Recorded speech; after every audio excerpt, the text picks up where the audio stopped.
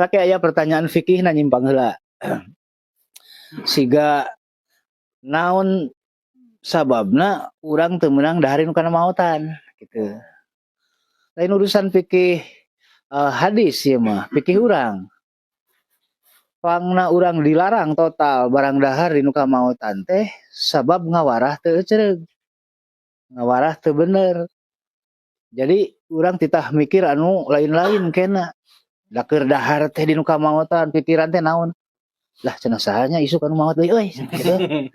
Jadi nu diharap teh sugane aya nu maot deui. Nya, teh sarjana ekonomi rata-rata. Hitung-hitungan manehna mah. Jadi mun aya nu maot teh bisa ceplak atuh. Atau gitu. Aya aki-aki rengkung geus galeongan da ditajong teh dikepres. Ki atuh lah paeh cenah lah iraha lah cenah geus teu kuat hayang tahlil. Hayang ngira mau berkat ya lah.